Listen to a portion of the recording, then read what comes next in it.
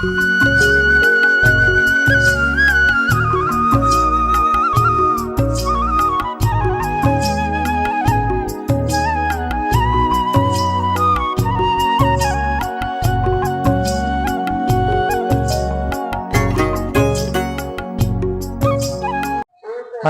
అందరికీ నమస్తే. నేను మీ ఆర్బీఆర్ పల్లె రుచులు. నేను బాగున్నాను, మీరు బాగున్నారా? ఈరోజు మన ఆర్బీఆర్ పల్లె రుచుల్లో భాగంగా టమాటో పప్పు సాంబార్. దానికి కావలసిన పదార్థాలు: నేను కందిపప్పు మాత్రం ఒక కప్పు తీసుకున్నాను. దీన్ని శుభ్రంగా కడిగి ఉంచుకోవాలి. అలాగే ఈ మాత్రం సైజు 2 టమాటో తీసుకున్నాను. ఒక చిన్న పచ్చిమిర్చి 2-3 తీసుకున్నాను. ఈ మాత్రం చిన్న చింతపండు కొద్దిగా తీసుకున్నాను. కరివేపాకు, తెల్లగడ్డలు, ఆనియన్, ఈ మాత్రం ఎండుమిరపకాయలు, మిరప్పొడి, జీలకర్ర, పసుపు, ధనియాల పొడి, రుచికి సరిపడా ఉప్పు, ఆవాలు, నూనె. మన టమాటా పప్పు సాంబార్ కావాల్సిన ఇంగ్రీడియంట్స్ ఇవి.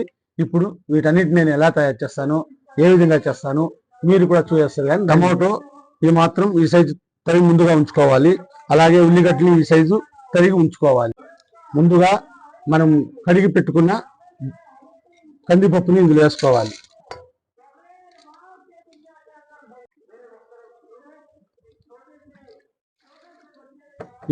ఇప్పుడు మనం వాటర్ వేసుకున్న కందిపప్పులో అందులోకి ఈ మాత్రం సైజు ఆనియన్స్ వేసుకోవాలి. ఒక 2 ఇంచుల తెల్లగడ్డ కూడా వేసుకుందాం. అలాగే ఇందులోకి ఈ మాత్రం పచ్చిమిర్చి కూడా వేసుకుందాం. చిన్న సైజు అంత చింతపండు ఇందులోనే కలుపుకోవాలి. ఇప్పుడు ఇందులోకి కొద్దిగా పసుపు కలుపుకోవాలి. ఇందులోకి కొద్దిగా కారం పొడి కలుపుకోవాలి. కారం మీ ఆప్షనల్, ఎక్కువ తినేంటే ఎక్కువ వేసుకోవచ్చు. నేనైతే ఈ మాత్రం వేసుకుంటున్నాను. కారం వేసుకోవాలి. ఇందులోకి కొద్దిగా ఆయిల్ వేసుకోవాలి. ఈ మాత్రం ఆయిల్ వేసుకోవాలి. ఇందులోకి కొద్దిగా ఉప్పు కలుపుకోవాలి. మన రుచికి సరిపడా ఉప్పు చూసేసుకోవాలి. ఈ మాత్రం వేసుకుంటే వీటన్నిటిని ఇప్పుడు మూతి పెట్టి కుక్కర్లో 3 విజిల్ వచ్చేంత వరకు వెలిగించుకొని మన కుక్కర్ని స్టవ్ మీద పెట్టుకోవాలి. వీటన్నిటిని ఒక 3-4 విజిల్ వచ్చేంత వరకు బాగా ఉడికించుకోవాలి. ఏ మాత్రం ఉడికించుకున్నా మన పప్పుని ఇలాంటి పప్పు గుత్తి సహాయంతో ఇలా పాముకోవాలి. స్టవ్ వెలిగించుకొని ఈ మాత్రం మనం మూతి పెట్టుకొని ఇందులోకి 2 స్పూన్ల ఆయిల్ వేసుకోవాలి. ఈ మాత్రం జీలకర్ర, ఈ మాత్రం ఆవాలు, పోపులు వేసుకొని ఇందులోకి ఈ మాత్రం వెల్లుల్లి అవసరం లేదనుకున్న వాళ్ళు ఆప్షనల్, ఈ జాగాలో ఇంగు కూడా వేసుకోవచ్చు. వెల్లుల్లి తినే వాళ్ళు ఇంగు వేసుకోవచ్చు. ఇందులోకి ఆనియన్స్,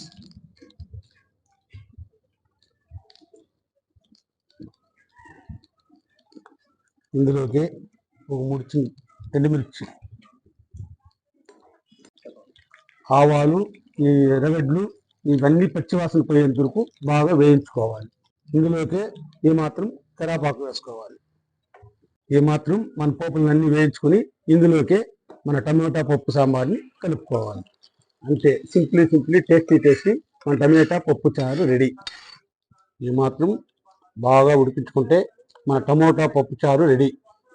వేడి అన్నంలోకి కానీ, చపాతీలోకి కానీ, ఇడ్లీలోకి కానీ, దోశలోకి కానీ, దేనిలోకైనా చాలా అంటే చాలా టేస్టీగా ఉంటుంది. వేడి మన టమాటా పప్పు చారు రెడీ అయింది. అలాగే వేడి అన్నం రెడీ అయింది. ఇంకా ఆలస్యం ఎందుకు?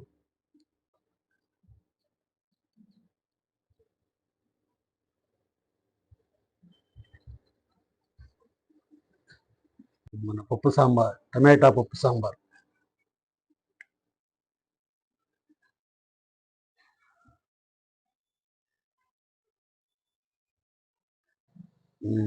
వేడి అన్నం, పప్పు సాంబార్.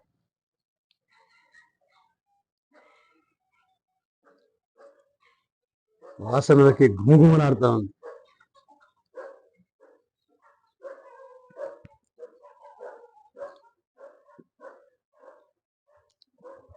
చాలా అంటే చాలా సూపర్గా వచ్చింది.